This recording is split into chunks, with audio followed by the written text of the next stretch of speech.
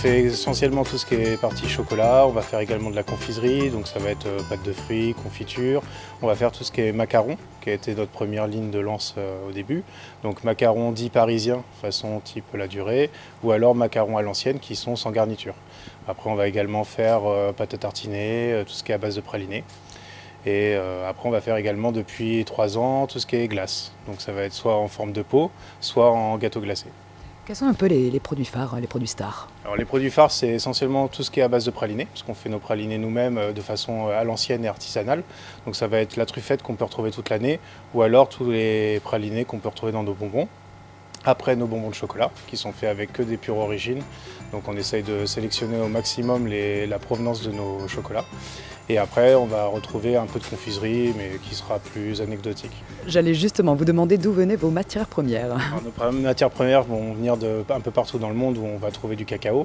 Après, on va essentiellement travailler Madagascar, qui est une origine assez phare. On va avoir Côte d'Ivoire, qui vient d'une coopérative qui est tenue que par des femmes. Donc on essaye aussi de choisir des coopératives qui ont soit quelque chose d'éco-responsable ou qui vont avoir une façon de travailler bien particulière. On a aussi tout le bassin amazonien bien sûr, donc ça va être aussi bien le Pérou que le Brésil, voilà, qui sont des origines bien connues. Et après on va avoir aussi un peu d'Asie, type île de Java ou autre. Ce sont des circuits courts à chaque fois, vous vous déplacez en fait un petit peu pour aller vérifier la qualité des matières premières? Pas toujours, malheureusement ça demande beaucoup de temps. Donc mon patron a pu aller plusieurs fois aussi sur des sites, entre autres au Venezuela ou en Inde. Après maintenant on est obligé souvent de passer par des gens qui sélectionnent pour nous ou qui font à façon et qui vont pouvoir avoir plus de contact avec ces personnes puisqu'il y a un suivi à avoir tout au long de l'année.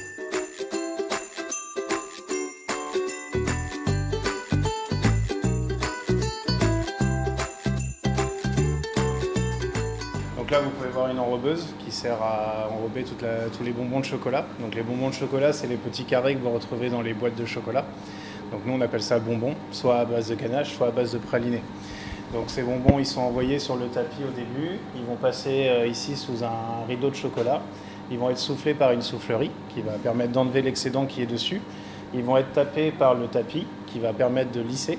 Et après, à la fin, on aura un coupe-pied qui va venir enlever le petit excédent qui est à la fin pour pouvoir avoir un bonbon qui soit complètement net.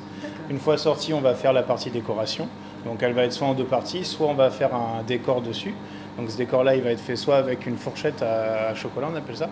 Donc c'est plusieurs lamelles et on va pouvoir mettre un trait, 2 traits, 3 traits. Soit on va mettre un imprimé. Donc les imprimés, ils sont faits en beurre de cacao qui va être coloré. Et donc après, on va pouvoir imprimer ce qu'on veut dessus. Et c'est tous les dessins que vous pouvez voir sur les bonbons de chocolat. Et je crois savoir, dans une autre pièce, que vous avez maintenant une nouvelle machine Nec Plus Ultra Oui. que vous avez reçue il n'y a pas longtemps. On va la voir? Donc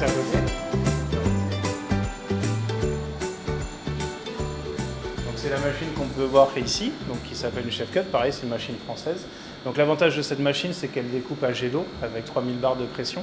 Donc l'avantage, c'est que l'eau sous 3000 bars ne va pas être impactée par des bactéries puisqu'elles explosent avec la pression. Ça va nous permettre d'aller plus vite et d'être plus propre. Et ça va surtout nous aider pour les maladies musculo-squelettiques parce qu'il faut savoir que malgré tout, on a un métier qui est quand même assez physique. Et donc avant, on utilisait des guitares, on appelait ça des machines avec des fils un peu à couper le beurre, donc qui étaient très résistantes et très dures qu'il fallait appuyer. Donc c'est vrai que là-dessus, on gagne énormément en termes de souffrance au travail. Et donc ça, c'est plutôt pas mal. Et après, donc, on va avoir un produit qui sera en plus hygiénique. Et c'est une machine qui doit coûter très très cher, j'imagine. Ah, ça fait partie des machines qui ont le plus d'investissement pour nous, mais qui font vraiment gagner beaucoup de temps et qui évitent beaucoup de souffrance aux gens qui travaillent. Donc ça n'a pas de prix. Par exemple, cette année, justement, grâce à cette machine aussi, on a pu développer des produits qui sont incapables d'être faits à la main.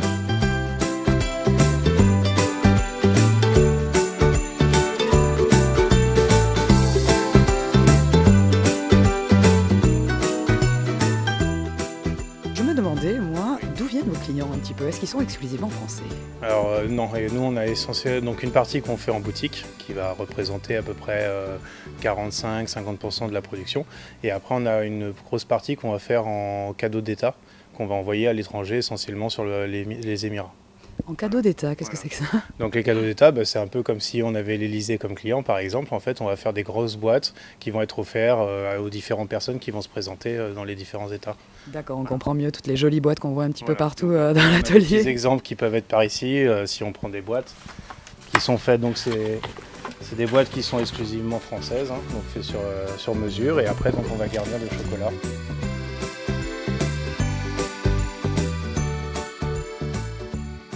Ça va, vous n'avez pas souffert ces dernières années de ce fameux sugar bashing dont on a pu un peu entendre parler en France? Alors nous, on va dire qu'on a la chance d'avoir été toujours un peu précurseur dans cette idée-là. Donc nous, ça fait quand même pas mal d'années maintenant qu'on a retiré en grande partie le saccharose de nos recettes. Donc sur tout ce qui est glace, on l'a retiré depuis le début. On est sur du sirop d'agave, sucre de coco. On enrichit en fibres aussi pour encore diminuer le sucre. Sur nos ganaches, on a toujours essayé de baisser le sucre. Alors on est obligé de le garder pour certaines parties. Par exemple, dans le praliné, pour l'instant, on n'a pas trouvé de meilleure solution que le sucre. Donc c'est vrai que sur notre praliné, on reste sur du saccharose.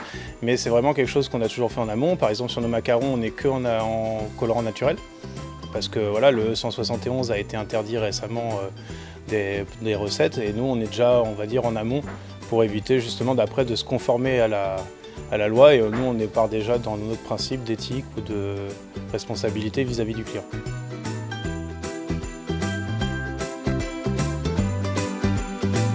Vous pouvez voir nos glaces, donc, comme vous pouvez voir, qui sont donc sans saccharose, à base de sucre de coco et de sirop d'agave, enrichis en fibres.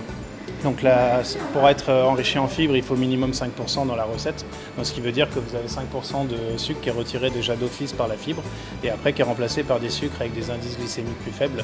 Donc nos recettes sont 3 à 4 fois moins impactantes en sucre qu'une recette standard et non pas moins sucrée. C'est-à-dire que le ressenti sucré sera quasiment identique, ce sera comment il va agir dans le corps qui sera différent. Et après, donc, on peut voir par exemple la glace cassée que vous avez vu sortir tout à l'heure qui va servir à faire les différentes bûches de la saison.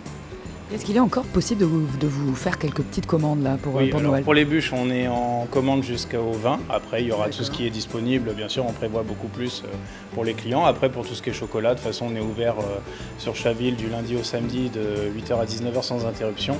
Et, sauf le dimanche. Donc après, il y a de quoi faire. Et les boutiques sont ouvertes quasiment pour Sèvres et Montrouge du lundi au dimanche. Donc il y a quand même de quoi pouvoir venir. D'accord. Voilà.